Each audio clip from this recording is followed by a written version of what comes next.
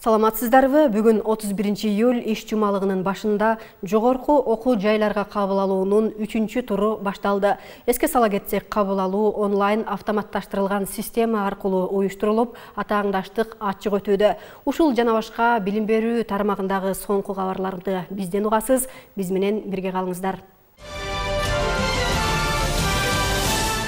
Президент Садыр Жапаров Ош шаарына болгон иш сапарында Ош МПУнун жаңы имараты менен таанышты.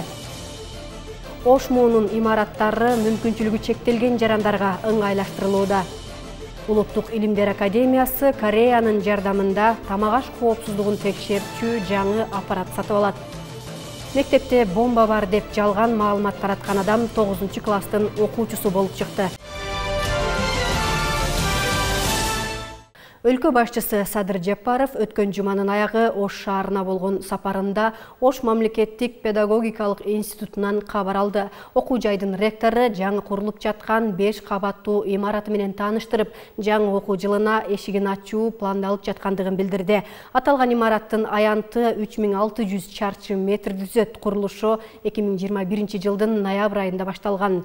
Анда 54 окуу бөлмөсү, китепкана, ашкана, конференц-зал жана компьютердик класстар каралган. Ошондой эле мүмкүнчүлүгү чектелген жарандар кеңири кирип чыга алышы үчүн атайын пандастар коюлуп шарт түзүлөт. Белгилей кетсек, Ош мамлекеттик педагогикалык институту бир гана мугалимдерди даярдоого багытталган өлкөдөгү жалгыз окуу жай.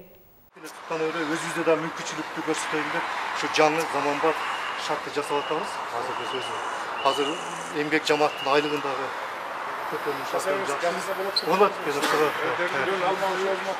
жашасак болот экен. Анан сиз айткандай биз өзүбүздүн ошону да далилдейли деп. Быйыл Баткен облусунда жалпысынан 46 объектинин курулушу жүрүп жатса, анын басымдуу бөлүгү социалдык объектилер. Алардын катарында чек арага жакын жайгашкан Аксай айылындагы 275 орундуу мектеп жана 75 орундуу бала бакчанын жаңы имараты бар. Чек арадагы курулуштар аймактык кабарчыбыздын сюжетинде. 2022 жылдын сентябрь айындагы чек ара окуясында жабыркаган объектилердин арасында Аксай айылындагы мектеп жана бала бакчанын имараты да бар. Калыбына келтирүү иштеринин алкагында ушул жылдын март айында курулушу башталган билим уясы учурда дээрлик 50% бүткөрүлгөн. Быйыл ажабыздын Садыр Жапаровдун демилгеси менен Баткен районунун Аксай айылында 275 орундуу мектеп салуудабыз. Азыркы учурда 30-40% бүтөй баштады. Кудай буюрса, 1-сентябрга балдарды окутууга, класстарды бүтүрөбүз деген ниеттебиз. Аксайдагы мектептин жанына 75 орундуу бала бакчанында курулушу күзүлдөп жүрүп жатат. Учурда курулуштун негизги бөлүгү бүтүп, ички жана сырткы жумуштары аткарылууда. Куруучулардын айтымында жаңы окуу жылына бала бакча пайдаланууга берилет. Ошо 1 марттан баштап азыркы күнгө чейин куруу процесси тынымсыз жүрүп атат. Андан кийин азыркы маалда ушу крышасын тактайларын коюлуп жатат. Биринчи этажда полдору кагылып жатат. Бардык иштер тынымсыз бири-бирине параллельно жүрүп жатат. Облуста жалпысынан учурда 46 объектинин курулушу жүрүп жатат. Алардын курулушун Баткен, Ош, Жалал Абад жана башка облустардын курулуш компаниялары жүргүзүүдө. Республикалык бюджеттен капиталдык салымдар беренеси боюнча 43 объектиге ушул жылдын 6 айында 427 миллион сом ажыратылган.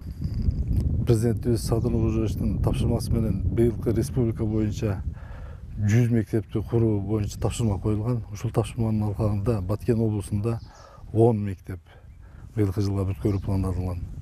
Атап айтып кетсек, Лелек районунда 3 мектеп, Баткен районунда 3 мектеп, эми Кадамжай районунда 4 мектебибиз бар.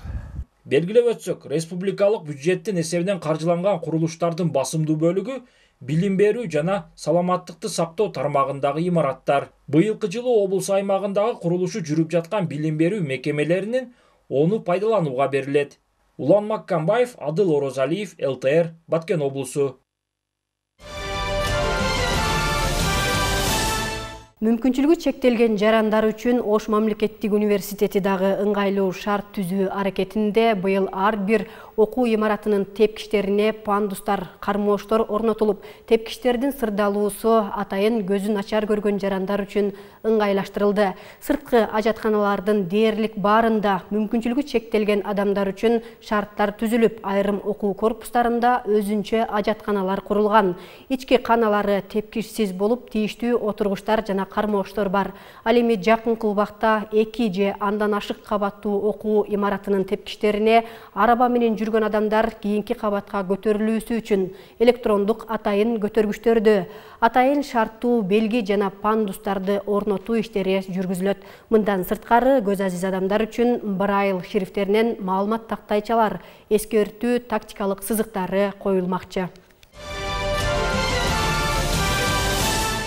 Улуттук университетте жагымдуу өзгөрүүлөр орун алууда. Башкы имарат менен 8 окуу корпусунун ортосундагы жолго толугу менен брусчатка төшөлүп, жээктерине гүлдөр отургузулган жана 2 имараттын ортосуна боз үй аталышындагы инсталляция тургузулду. Анын оң жана сол капталдарына отургучтар орнотулуп, студенттердин эс алуусуна ыңгайлуу шарттар түзүлдү. Эскерте кетсек, буга чейин башкы имараттын фойесине студенттер үчүн эс алуу зоналары жасалып, ал жерге ыңгайлуу отургучтар менен журнал столдору коюлган. Ал эми фойеден 2 кабатка көтөрүлүүчү тепкичтин каршысындагы эски терезелер заманбап темирден жасалган чоң терезелерге алмаштырылып, терезенин ортоңку бөлүгүндөгү айнекке университет ысымын алып жүргөн Жусуп Баласагындын чоң сүрөтү тартылып, кут билимден алынган учкул сөздөр жазылган. Улуттук илимдер академиясынын биотехнология институту Түштүк Кореянын улуттук мал чарба институту менен биргеликте жаңы долбоор баштоо алдында турат. Анда Корея тараптын финансылык жана техникалык колдоосу аркылуу миллион жаңы түрдөгү нанотехнологиядагы секвенатор сатылып алынмакчы. Нанопродукт секвенатор Улуу Британиядагы Oxford Nanoparo Technology компаниясы тарабынан иштелип чыккан. Ооруларды заманбап диагностикалоодо, түрлөрдү идентификациялоодо, микробиомду анализдөөдө колдонулат. Жогоруда айтылган секвенатор менен жүргүзүлгөн изилдөөлөрдөн алынган жыйынтыктар өлкөдө тамак-аш коопсуздугун камсыздоодо жана жашоодо өзгөчө мааниге ээ болгон азык-түлүктөрдүн сапатын жакшыртууда, мал чарбачылыгынын заманбап ыкчам өнүгүүсүнө таасир берет. Кыргызстандын табияты илим изилдөөчүлөр үчүн ачыла элек сандыктай көп түрдүү, сырлары көп. 30 жылдан бери өлкөнүн жапайы флорасын изилдеп, ондон ашык жаңы химиялык зат тапкан Илимпоздун лабораториясына баш баккан кесиптешим илим изилдөөгө али да көңүл бурулбай, шарт түзүлбөй жаткандыгына күбө болду. Жашы улгайып калган Илимпоз калаадан алыс барып изилдөө жүргүзө албай бушайман болуп жүргөндүгүн айтып берди. Кененирээк кийинки тасмада. Инулин дегенди уктуңуз беле? Аны эмнеден алат жана ал эмне үчүн керек? Инулин табигый пребиотик болуп саналат. Инулин тамак сиңирүү системасынын абалына жакшы таасир этет. Нормалдуу ичеги микрофлорасынын өсүшүн колдойт жана стимулдайт, тамак сиңирүүнү жакшыртат. Мына ушул пробиотиктен турган инулиндин жапайы чөптөн тагырагы древиасил тамырынан химия илимдеринин доктору Кеңешбек Турдумамбетов киргизип патенттеген. Инулинден фруктозаны чыгарып, Союзда биринчи болуп ошо биз чыгарганбыз ушу инулинди. Анын чыккан продукциясынын 70%-ын заграницага жөнөтүлчү. Калган 30%-и ошо биздин Союздун тейдечи химреактивге, андай острый жанагы болезньдерге гана жетчү да ошолордун баары. Каарманыбыз Кыргыз Республикасынын жапайы флорасынан ар кандай түрлөрүнүн химиялык курамын изилдөө, структурасын түзүү, монолиго жана полисахаридтерди бөлүп алуу жана трансформациялоо, аларды кайра иштетүүнү өнүктүрүү ижатындагы алдыңкы адистердин бири. Өзүбүз алып келебиз. Союздун убагында машина берчи. Даже партанкадан берчи да. Партанкадан берчи, өтүк сапагилерди. Кийим кечезинен бери, консерва банкаларынан берчи. Азыр жок, өзүбүз абет сеткага салып бирөө көтөрөт. Чукулдугубуз бар, киркабыз. Мынча. Аны бир сеткага салып бирөөбүз көтөрөбүз, ошентип барып эле казып келебиз. Эмес муногу эмелерди эле толтуруда бизге чыккан. Мына чоң арыктан жогору мына Кашка сууда Стрельниковда ошолорду эле толтуруп, мына Беловодск үйнөдүлөрүнө мен алыс бара албай калдык да. Бул чөптөр Кыргызстан бардык жеринде барды. Ошол мурда ар жагынан алып келип салыштырчубуз. Баягы место произрастания, изменения зин. Азыр эми жакын жердикин алып калдык. Кеңешбек Турдумамбетов эксперименталдык жана экспедициялык изилдөөлөрдүн натыйжаларын өндүрүшкө киргизүүгө өзгөчө маани берет. Ошентип ал Кыргыз Республикасынын жапайы флорасынан 10 жаңы химиялык кошумчаларды алуу технологиясын иштеп чыккан. Биздики одновременно жыйып алыш, анан одновременно поиска болчу. Ошол жаңы көргөн чөптөр болсо биз гербарий деп гербарий катырып гербарий кылып алып келебиз. Анан могу биологдорду оператив эткен кишилер бар. Ошолор алып барып, анан алар кайсы чөп, кайсы семействого кирет, кайсы родко кирет, кайсы жерде өсөт, канча түрлүү деп ошолор айтып берет. Ошолордун данные менен анан биз акырындан мындай кыскача эме жүргүзөбүз да, анализ жүргүзөбүз. Химия илимдеринин доктору, Кыргыз мамлекеттик университетинин химия факультетин 1973 жылы аяктаган, бирок ага чейин ал 1971 жылы Кыргыз Республикасынын Илимдер академиясында илимий ишмердүүлүгүн баштаган. Бул жерден ал углеводдордун химиясы жана технологиясы лабораториясынан жөнөкөй лаборанттан жетекчиге чейин жетет. Бул аралыкта ал 1995 жылы кандидаттык диссертациясын, андан кийин 2010 жылы докторлук диссертациясын коргогон. Бирмечи Мукоева, Ринат Эрмеков, Билим жаңылыктары, Бишкек. УКМК тараткан маалыматка ылайык жүргүзүлгөн ыкчам иш-чаралардын натыйжасында 28-29 март күндөрү Борбор калаадагы мектептердин бирине жардыруучу зат коюлгандыгы тууралуу бир нече жолу кабарлаган телефон террористи аныкталды.